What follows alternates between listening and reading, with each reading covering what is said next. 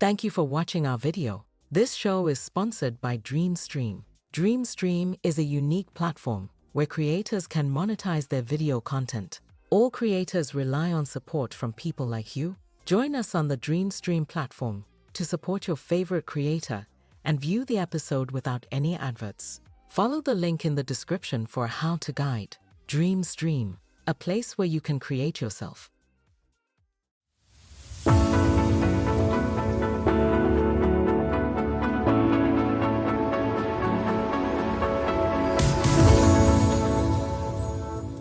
A very warm welcome to another exciting episode of The Real Queer Talk with myself, Otolowa Hamdaung.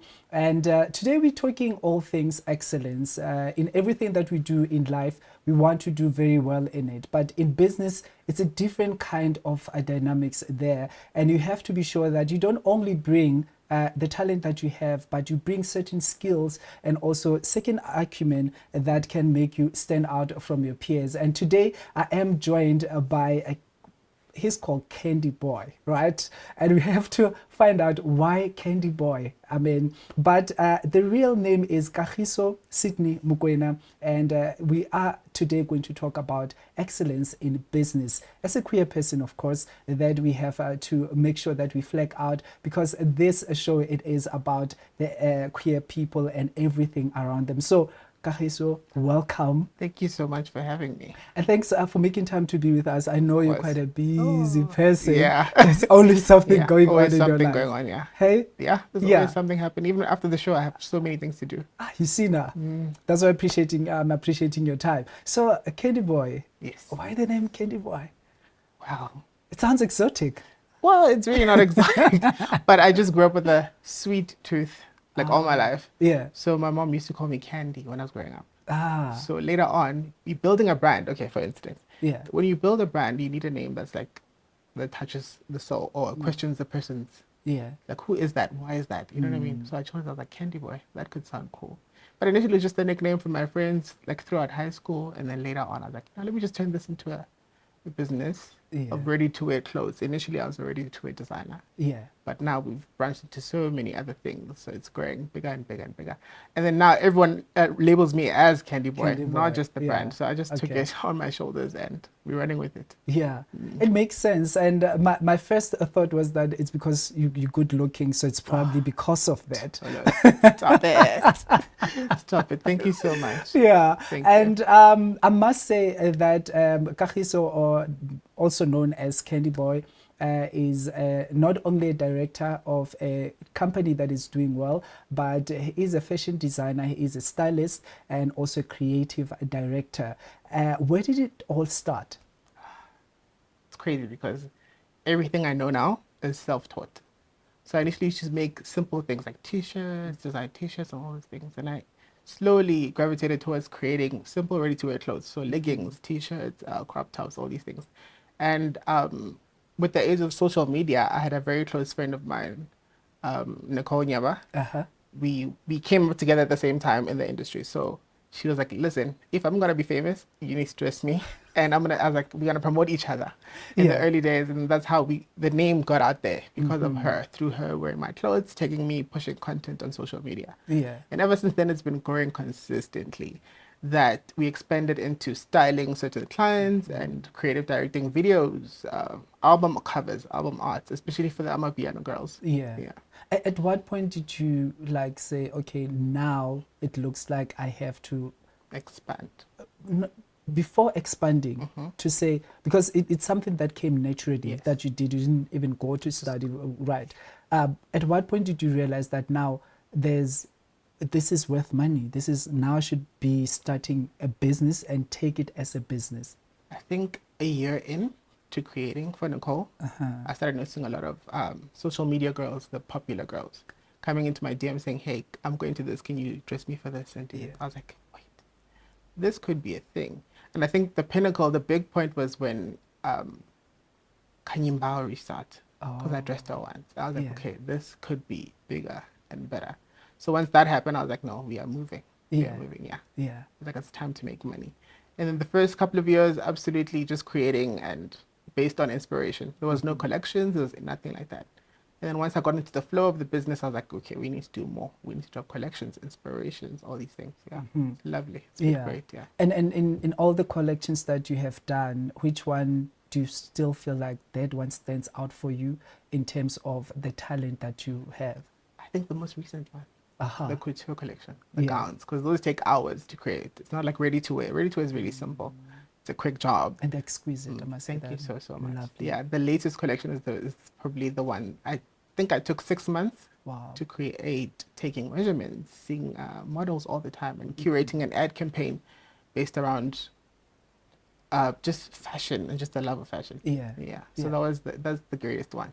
So fashion designer, stylist, what did you start with, followed by what? Or did they start at the same time and grew? No. Initially, I was just making clothes, but I hated how some clients would put out the images. Oh, and then I yeah. began to say, hey, if you're going to film something, let me guide it. Let me creatively tell you what to wear, which jewelry to use, what hair to have on. What was the problem with them putting it out, that you hated it? Not to be shady, but it wasn't 100% me, you know? Okay. The look was So there. it reflected you. Yeah, so the look was there, but it wasn't 100% fabulous, in my opinion. Although they looked fabulous, they looked beautiful, but it wasn't 100% Candy Boy. So since then, I was like, you know what? If we're going to film something, if you're going to go to an event, let me guide the whole process. So let me give you the outfit, let me source shoes, let me source jewelry, let me tell you what kind of hair to have on, let me find you a makeup artist, let me do all these things. Yeah. And that's how we grew into the creative direction and the styling. And then I realized, okay, we can make an income from here. Just create relationships with makeup artists, shoe vendors, all these things. And then now we're moving, we're in flow. Amazing. So now when I walk in to Yes. come consult, take me through the process. What is it that you look at? How do you get to advise me? So I and usually how do look we at work? obviously height, sizing, measurements, all these things. But I also ask you all the time, what's your inspiration? So if you had to point a celebrity out who dresses great, who would you reference yourself under? Okay. Then you'd say, for instance, Pharrell or something. Then I'd be like, okay, based on that aesthetic, let's build a look for you based around Pharrell's aesthetic as it is. Yeah. Yeah. So that's my go-to point, because a visual reference is better than saying, I don't know what I want to look like. You know. So if I ask you, whose style is the most iconic that you think you can reference? And you tell me, oh no, it's Beyonce, it's this person. I'm like, okay, let's move with that. So you find at times that a person comes, it's Thursday today, Sunday I'm going to do a red carpet cover at Miss South Africa event, and I come today and like I need something to wear. Depends on our relationship. Absolutely. So if I know you and we've worked together and I have your measurements and I'm confident in what I'm making, because the problem is, it's not that it can't be done. It can be done. But then if I already know you and have your measurements in place, I can build a gown and ship it without any fittings or anything. But if you're a new client, I need to see you. I need to feel your energy. I need to know what you're comfortable with. Some people don't like showing off their legs. Some people don't like showing their chest. So if I know you, it's easier for me to whip something up quickly. So it's details like that that you pay need to attention think about. to. Yeah, because there's some clients that just don't like showing their arms. Yeah. And you might think they look great, but they're like, no, don't like it. Yeah. You know, okay, you need to cover that up. So whatever design you had in mind, now you have to add sleeves. See, yeah. then it changes the whole look. But it's based on how you know a client and having a conversation with that client. Yeah, which is like my biggest thing, personal touch. So you've dressed people like Buntle Smith, like Kanyimbau, and you know, among many others as celebrities, and that requires for sure for you to really like stretch yourself in terms of making sure that you deliver good quality, good standard, and all of that. Dealing with such big names, what does it mean to you, and what is your approach in ensuring that you give the best that you are able to? I think this is really gonna sound crazy, but I don't walk in a room and think, oh my God, it's Tolo or it's Beyonce. I walk in there saying, okay, could be a natural, normal client. Yeah. Sit down with them, understand what they want, and get it done. Because I think if you walk in with the idea that this person is a superstar, you might walk out of there disappointed. You know what I mean? Because you're getting to know them, you're getting to talk to them, and you might be building a fantasy outfit for yourself and how you view them instead of what they would like. So I just get the idea that these people are superstars out of my head and walk in like a natural friend, basically. Yeah. Anybody that you grew looking up to that you'd still like to style or design for? I've already styled my favorite, Cecilia from CC from YoTV. Oh, yeah. Yeah. That was my favorite relationship styling. I did a few other corporate events earlier this year. That was amazing. And what was it like for you to find yourself doing it now? Initially, Like- I was like, there's no way, because I got the email, Yeah. spoke to the assistant, and then we set up a Zoom call. Only then I was like, okay, this is happening. It was Yeah. very, very exciting. But again, I somehow know how to remain calm through everything. Yeah. But it was great. It was a great experience. She's lovely. Amazing. So there's also the business aspect of it. You know, what kind of challenges did you find yourself coming across, especially because you've evolved, you know, over time, and you find yourself adding more services to ensure that, you know, you deliver what clients will need and give them options. So initially, the biggest thing was funding, because when you start a business, you think you need everything. Yeah. You really, really don't. You just need yourself and the few equipment that you need, the few couple of things that you need to start with, and then once you are in flow, everything else comes to you. It's the strangest thing. It's like you don't even need. I wouldn't say you don't need a mentor. It's great to have one. Yeah. But things will come to you. So when there's a time to expand, you'll know it comes. Yeah, it just naturally comes to you. Yeah. And any milestones that, you know, in hindsight, you like, that was a big for me, that was a big for me as well? I wouldn't say anything specific, but I'd say my relationships with certain people in the industry. So how I'd get a phone call from like this entrepreneur lady who's, I'd say, my mentor, Yeah. Nozipho Zulu. Okay. When I got a call from her and she said, "You're doing so well," I was like, "What? Okay, yeah, okay, we are on to something." Yeah. Yeah, she's so supportive and she's so lovely, so calm. Mm. Because she's got amazing business acumen. So Yeah. I was very proud of it. That's like the biggest thing. Uh-huh. What you say about me after Yeah. you've spoken to me, that's the most important thing. Everything else comes second, you know. Because you could walk in and say, "This outfit is amazing, it's from Candy Boy," but someone else will be like, well, True. it's not. But how you speak of me when you get there, like, "No, we did this in 2 weeks, we did this in 4 weeks, it was great, it was fabulous." So I think the personal touch is more important. And I think that's what brings clients back. It's like that personal one-on-one relationship we have. Yeah. Yeah. Yeah. So you also, I'd say you're playing on a global stage, because that's the direction that you're taking Going now. for, You've established relationships in the US. Why was that important, and what does the future look like? I think initially for me to get a wake-up call to go global was, there was one client who reached out to me from the US. Couldn't believe it. I was like, no, there's no way. Went to social media and I'm like, okay, she's in the US. She's literally the one who forced me to learn how to do DHL, how to, you know, all these other things. And it's crazy because the person who was wearing the outfit that she wanted was a local girl. So you don't think that the world is watching, but they really Yeah. are. So after that, I was like, okay, I need to expand on this. Because once she wore the outfit once, I think I got about 8 orders of the same outfit from the US girls. So I realized that there's a huge market. Like that was an eye opener. It's Yeah. like a bigger stage. So we need to figure out how to expand, but obviously the cost is so expensive and everything. So I'm still working on it, but I am building a couple of relationships with influencers from the US. Yeah, it's been great. May it grow, I mean, to greater heights, Yeah, really. I'm very excited I think about your that. brand deserves really the international recognition. Thank you so Because much, it is Siva. at that level. Yeah, you we know. are. Yeah, It is at that yeah, it level. is. Yeah. Yeah. So this also then shows the power of social media, Truly. right? In terms of the extent in which it can send a message to grow your brand. Have you always been intentional about how you use social media, or has it been a matter of it's something that has to be done, let's do it anyway? Absolutely intentional, because for the brand to even begin, it was based off of a social media famous person. Like a friend of mine who was social media popular. And she was like, if I'm going to be dressed by anybody, it's It has you. to be you. Let's build ourselves together at the same time. So I think from day one, I understood that it needs to look a certain way. I need to have HD content. I need to push and consistently be on it. And that's another reason why I just keep the business page so clean and follows nobody. It's just based on the fashion and the clothes. Yeah. So I knew immediately that this is the driving force. Yeah. Yeah. So let's take it back. Born in Groblersdal, then moved to Joburg, right?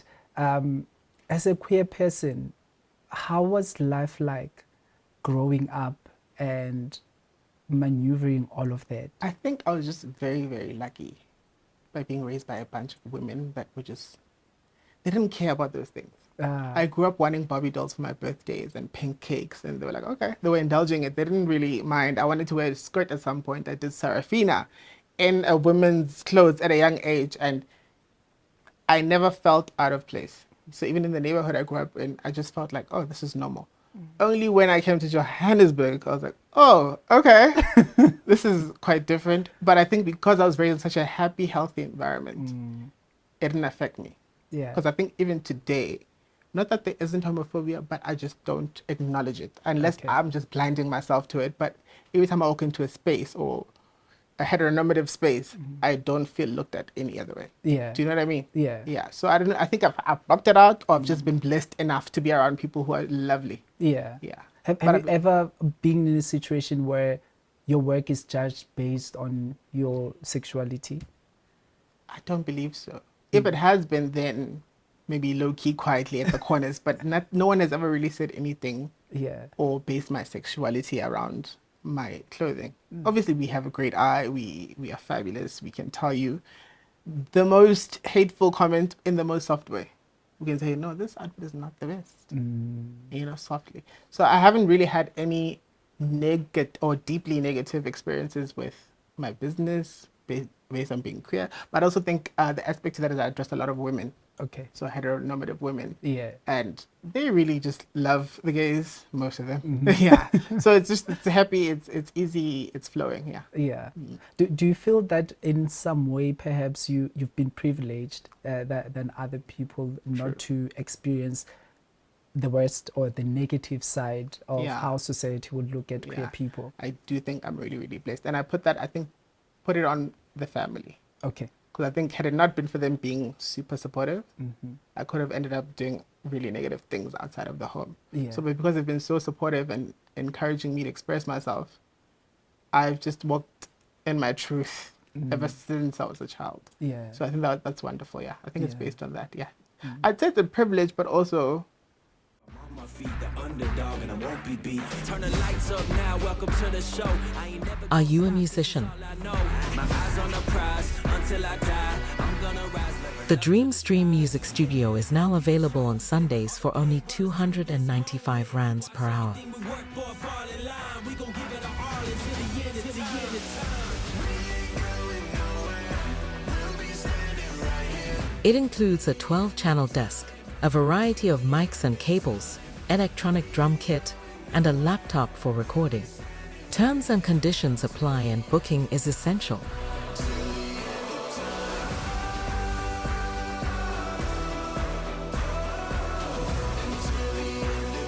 Contact studio at dreamstream.co.za for a site visit.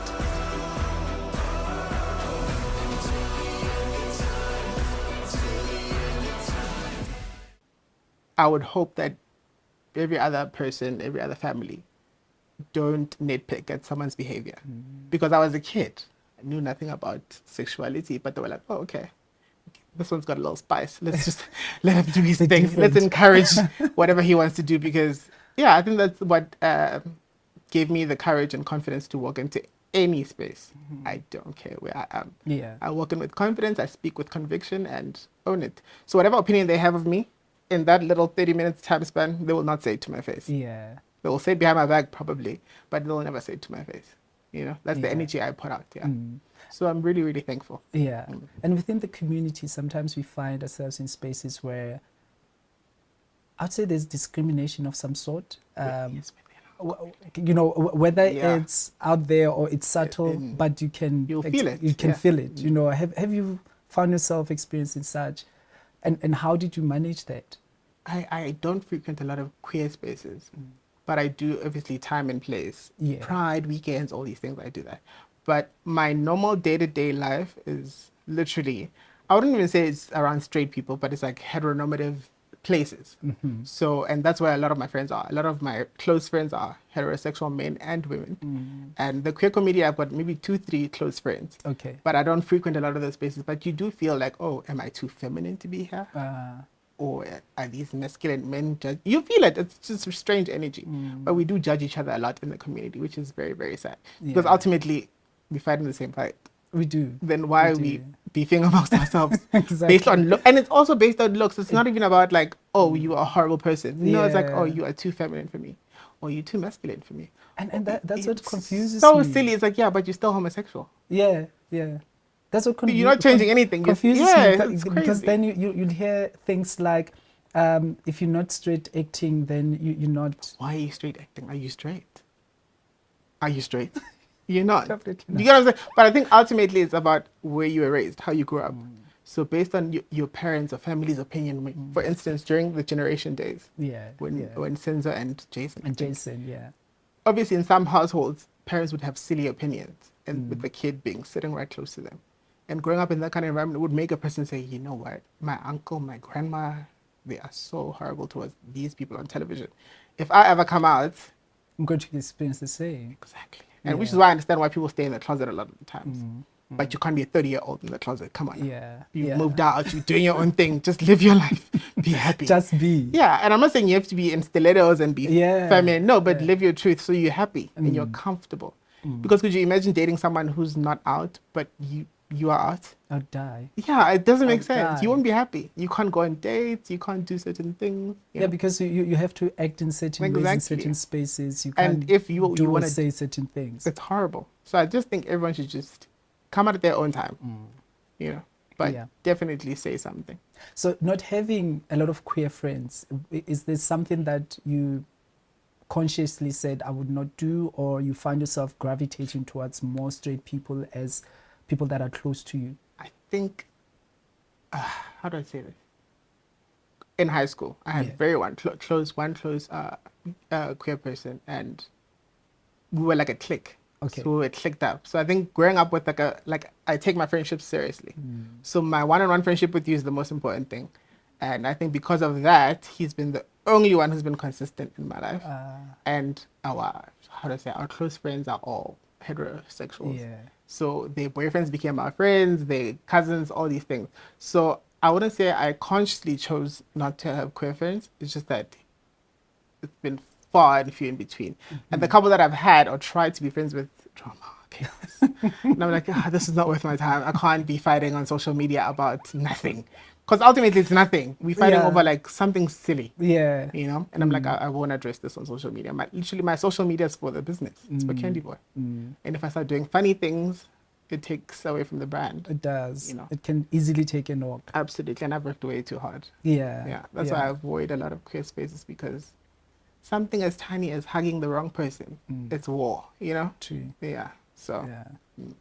So you're a queer person, and you have, I'd say, a classy sense of style in terms of dressing yourself. You dress other people, but I'd like us to talk about dressing yourself, right?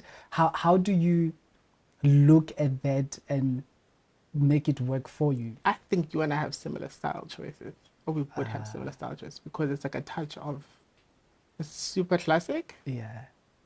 a touch of feminine with masculine pieces. Yeah. That's what I choose all the time. Like, how can I make this T-shirt from Mr. Price look different? Let me tuck it into my high-waisted pants. Yeah. Let me put on jewelry. Let me put on a nice watch. Yeah. But I think I choose my pieces based on the visual I want to represent at that time. Okay. There's days where I'm just super chilled, masculine sweats, all these Yeah. things. And there's days where if I have to walk into a space, I take it up a notch. You know, maybe wearing a suited blazer, but with a figure belt on top. Yeah, It, yeah. it takes it a little step further, yeah. So I consciously choose to, depending on where I'm going, yeah. Yeah. Then I make a move. Yeah. And what tip would you give people in terms of just paying attention to how they dress? Because many times you find people, they're wearing expensive stuff, but you're thinking, how kopan, like it doesn't come together. I say to people, time and place, and always dress like old money. What does that mean? Always dress like you've had money. Like I've had money for decades. Those people, someone could wear a polo shirt and you wouldn't say, no, it's a polo until you open the collar. Yeah. So less flashy, more extravagant, because they're trying to show off to the people. But you're showing off to the people that are impressed by those things. Your peers who should be affording the same things will know that's Gucci without you even saying, oh, that's Louis Vuitton, or that's Prada. True. So the less flashy, the better. Yeah. You know, you might have a timepiece that has a Gucci logo, Yeah. or a belt, but the shirts and the prints, and it's like, oh, overwhelming. No. Yeah. Old money is always the way. Dress like old money. Amazing conversation. Amazing Thank you so conversation. much. And wrapping up our conversation, what does the future look like for Candy Boy? There's quite a few plans in place, but I think before those plans, I'd like to dominate the US. You know, just build up that market a bit more because I think that's a huge space. Like once you grow in the USA, I mean, you can't. There's nothing you can't touch. True. And that's like my biggest goal right now is growing Yeah. the brand in the US. Yeah. Low key growing it. Like average girls, no over the top influencers. No. Uh-huh. Like your normal pretty girl, those people sell clothes. Yeah. The average girl sells clothing. Yeah. These big superstars, not so much. Because then you have a visual representation of it. You think, oh no, she's rich. That's probably 20,000 rands. So you see a normal girl who looks just like you wearing an item. You think, oh, I could probably afford that. Let me go inquire about it. Yeah. So that's the market I want. Yeah. Okay. So, Kagiso Mokoena, Yes, sir. what does the future look like? Do we looking into having family, kids? You know, that's a tricky space for me Yeah. anyway. I've never really focused on that part of my life. If it comes, it comes. If it doesn't, it's also okay. You know? Okay. Yeah. Does But I'm- this mean I'm not DMs are making- open or they're I'm closed? not making plans. I'm not encouraging any DMs because I probably won't answer you. You know what I mean? But I'm saying time and place. And I don't encourage social media dating. If I meet you in person, maybe, because I need to feel your energy out. True. Yeah, so I'm not opposed to it, but it's not something that I am leaning towards. Yeah. It's not my immediate thought in the morning. Mhm. Yeah. Mhm. It's all about business, it's work. Yeah. Yeah. If you want to get to know me, talk to me about work. Tell me about business. I'll be like, oh, okay, cool, let's go. Finesse me into Then business. you'll and find your then way you'll find your way in. inside. Once you get in with the business, you've won. Yeah, that's it. Yeah. Oh, thank you so much, Thank you so much for for making having time me. to join us and really share everything that you've shared with us. We appreciate you, we celebrate you, Thank you so and much. say all the best going forward. The world is an oyster, really, Yeah, it and is. I It think is. you have started to make the strides, and are definitely going to work. Thank you so much for having me on the show. Yeah. I can't wait to be back maybe in 3-4 years Yeah, with like a bigger platform, bigger Yeah. studio, bigger bags, nah, more old money. Yeah. I'm excited. exactly. And you. that is Candy Boy. Your social media platforms. My businesses Yeah. are at candyboy_co on Instagram. Yeah. Candyboy.co on Facebook. I'm not on other platforms because I just find them frivolous, like Twitter, you know? Yeah. But at candyboy_co, you can find me on every platform. Yeah. Yeah. Okay, there you have it. That's where you can find Candy Boy and actually see their work, see what is it that they're able to create and what is it that you can really engage them about. I think today we appreciate excellence in different phases, but more than anything, sharing with us how it is in business to be standing out amongst your peers and making sure that it works for you in the long term. And I think for me, that's the most important thing. So as we wrap up today's episode, we look at the myth and the fact. And the myth that I have for you today, it is that all gay men are feminine and all lesbians are masculine. No, absolutely not. That's a myth. Definitely not, Yeah, I right? think by the age of like 18, 19, you'll understand that the queer community is very broad. True. It's very, very broad. And that's why it's so important to get to know people. Yeah. Yeah. So don't just make a judgment Yeah. at a time. But that's a myth. Yeah, definitely not, because not all lesbian are butch, not all gay men are feminine. You also have straight men that are very feminine and also straight women that are Exactly. very butch, and they're even called tomboys, you know, Yes. so it's not really that. So you basically have to learn and open your mind to know about people. So until the next episode, thank you for joining in. There is still more to come, so watch out for the next episode.